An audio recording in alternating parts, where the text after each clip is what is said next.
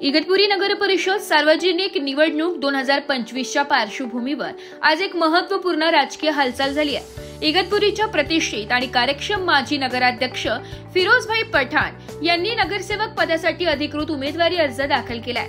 फिरोजभाई पठाण यांनी त्यांच्या कार्यकाळात शहराच्या सर्वांगीण विकासासाठी अनेक महत्त्वपूर्ण निर्णय घेतले। पाणी पुरवठा सुधारणा, स्वच्छता मोहिमा, महिलांचे सक्षमीकरण तसेच विविध सार्वजनिक सुविधा वाढविण्यात त्यांनी पुढाकार घेतलाय।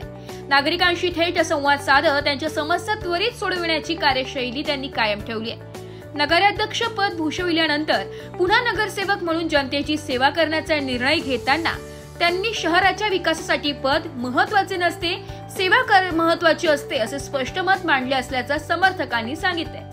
अर्ज दाखल करताना समर्थक, शुभेच्छुक आणि नागरिकांची मोठी उपस्थिती पाहायला मिळाली। फिरोजभाई पठाण यांचा अनुभव, नेतृत्व गुण आणि विकासभिमुख दृष्टिकोन यामुळे त्यांची उमेदवारी प्रभागातील मतदारांसाठी विश्वासाचा पर्याय ठरत आहे।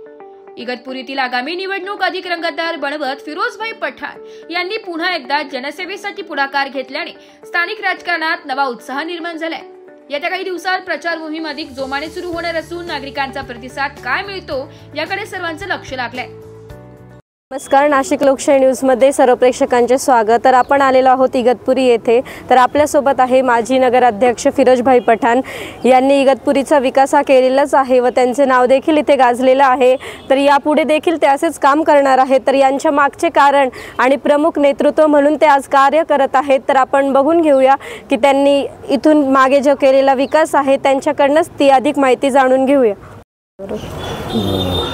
आज आम्ही राष्ट्रवादी काँग्रेस पक्ष आणि शिंदे गट दोघांनी मिळून आता आज नगराध्यक्षाचा फॉर्म भरलं, बाकी काही नगरसेवक लोकांचाही फॉर्म भरलेला आहे। आम्ही इलेक्शनच्या अगोदरच अजितदादा यांना भेटून आलो होतो आणि शिंदे साहेबालाही भेटून आलो होतो। आम्ही त्यांना जाऊन भेटून गावाची समस्या सगळं त्यांना समजून सांगितली।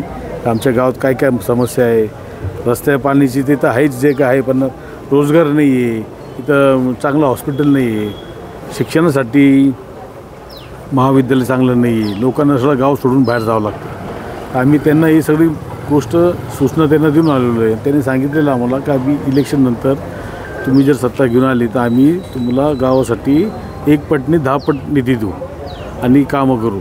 आता नगरविकास खाता शिंदे साहेबाकडे आहे आणि अर्थ खाता पण अजितदादाकडे आहे। दोन्ही मेन खाते त्यांच्याकडे असल्यामुळं आम्हाला कामाची काही अडचण येणार नाही आणि गावाचा विकास करून आम्ही लोकांना जे शब्द दिलेले आहेत त्या शब्दाला आम्ही बांधलेलो आहे। नक्कीच सर, तुम्ही जी तुमच्या कार्याची पावती नाशिक लोकशाही न्यूजला दिलेली आहे त्याबद्दल तुमचे धन्यवाद व तुमच्या कार्याची पावती अशीच पुढे चालत राहो याबद्दल तुमच्या पुढील वाटचालीत हार्दिक शुभेच्छा।